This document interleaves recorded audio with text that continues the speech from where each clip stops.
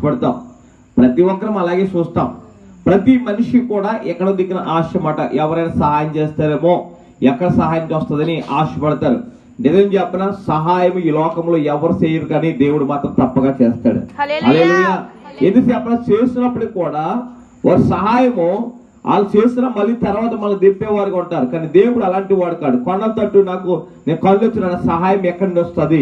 దేవుడు యెహోవా వలన నాకు సహాయము కలదు. దేవుడి ద్వారా తప్ప ఇంకెవరి ద్వారా కలగదని సత్యం జ్ఞాపకం చేసుకోవాలి. అదేంటంటే ఇంకెవరు చేయలేరంటే చేయలేరు. కారణం ఒకటి చెప్తాను. ఈ లోకంలో కొన్ని విషయాలు సహాయం చేయగలరేమో, కానీ నీ జీవితంలో అద్భుతం జరగాలన్నా, ఆశ్చర్యకరం జరగాలన్నా, గొప్ప కార్యాలు జరగాలన్నా దేవుడి ద్వారా తప్ప మనుషుల ద్వారా జరగదు. ఈ రోజు మనకు జీవితాల్లో అనుకోవచ్చు, ఇప్పుడు అక్కగా ఉందనుకోండి, డబ్బులు ఉన్నాయి, కొడుకు పెళ్లి చేసే శక్తి ఉంది, డబ్బు ఉంది. అయితే అది చేయవలసిన వాడు మనం కాదు. మన డబ్బు ఉన్నంతరానా, ధనం ఉన్నంతరానా, కుర్రోడు రెడీగా ఉన్నంతరానా పెళ్లి అయిపోదు. మరి ఏముండాలి? దేవునికి సహాయము ఉండాలి. ఆ సహాయం కొరకే మనం ప్రార్థించడానికి మనం వచ్చాం. ఎందుకంటే చాలా మంది అంటారు, అయ్యా నా దగ్గర బోలంత ఆస్తుంది, బోలంత ఉంది, అన్ని ఉన్నాయి, కానీ ఇల్లు కట్టలేకపోతుంది అంటాడు. కారణం ఏంటంటే వాళ్ళ దగ్గర ఇవన్నీ ఉంటాయి, కానీ సహాయం అందించే దేవుడు ఉండరు.